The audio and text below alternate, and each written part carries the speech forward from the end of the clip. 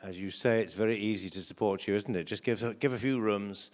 Well, we now have a HOSPA 300, and you know what that is, ladies and gentlemen, 5 minutes, no more, from a financial supporter of this wonderful organisation. And the next one we're going to hear from is Mr. Guy Barnes from Sabre.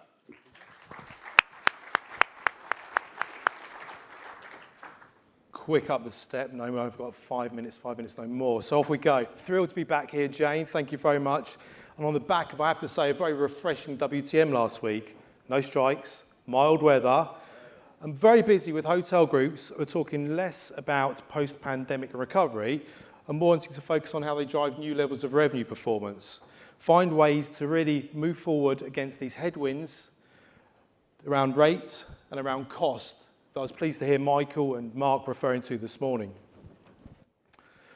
So how do we connect the dots then? Well, we all recognise the needs and the demands of our guests have expanded vastly with much greater focus on experience these days. So what if we could increase hotels' revenue growth trajectory whilst excelling on experience to welcome guests back time after time whilst growing a greater share of their wallet? We know that personalisation is recognised being a crucial part of the travel experience these days.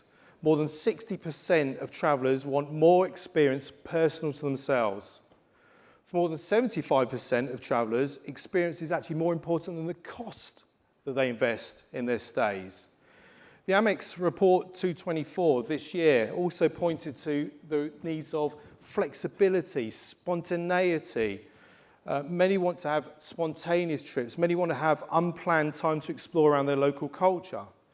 And even referring back to the annual hotel conference a few weeks back with Louisa Green from RBH, when speaking to the challenges around cost of living, she spoke to the concerns that there are in terms of spend on experiences really affecting spends going back into F&B in the hotel.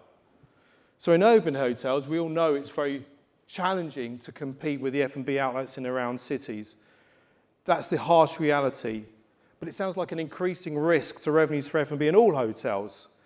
So doesn't this all make you think about a need to broaden our offering? It's time to embrace, I would challenge, a new mindset, a shift towards grasping a new sustainable revenue growth opportunity. Now, traditionally, the hotel script has been, we sell the bedroom first, and then everything else follows. But now it's time for a new and fresh perspective, because if we continue towards, with a bias towards rooms as the driver, at what pace is rooms revenue going to keep growing? We've spoken this morning around ADR topping out and maybe in a downward path. So when will the next rate uptick be? And where does the next real and significant revenue growth opportunity come from? Michael on Hot Stats was speaking to this morning and the need to find new revenue streams to address this. Here in Sabre, we've taken the step to enable hotels to progress to selling without it being just about the bedroom. Traditionally, you'd build rigid packages to sell. Bed with breakfast, bed with dinner, bed and breakfast. Maybe odd bed with a champagne package, bed with a limo transfer. But now we're enabling services, goods, policies to be sold independently of the room, not blindly casting an array of offers to a booker, but leveraging them effectively for the use of systems, technology, AI data. And of course, when I speak to AI and the machine learning, based on the profile type of the booker, when they might visit, the party size and so on, personalised offers are being placed with a high propensity to convert. So as you entice people to come to your booking engine, your website with personalised marketing, we take them on a journey of building their own ideal personalised experience. Selling ancillaries independently means you're not limited to sell at the time of booking either. Instead, we're capturing revenue when the guest is ready to buy. So not necessarily when they're booking the bedroom, but it could be any time during the pre-stay. Indeed, they might wish to purchase in-stay or post-stay. And this way, we're unlocking the true potential of unlimited selling opportunities to meet the expectations set by non-travel brands that we know all too well. Through our retail experts, we've been partnering with hotels to help them build out their own retail offerings. And each of these is a potential revenue opportunity.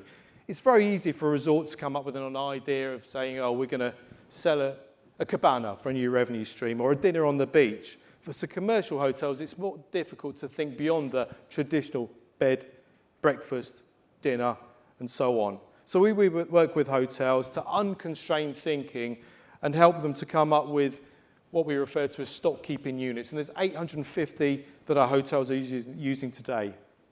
And guess what? It's paying off. As I wrap up, I'll leave you with a sense of how this opportunity is really growing. Last year, hotels using Synexus Retailing recorded average ancillary cart size that was converting of more than £250. And this, remember, is largely with hotels new to the concept and opportunity from retailing. This year, it's already north of £500 per ancillary reservation. And as the hotels continue to mature in their expansion of offering, continuing to drive that better guest experience, we expect greater things to come. So, I ask you, is it time to start your own retailing journey? Thank you very much. Thank you very much, Guy. I'm just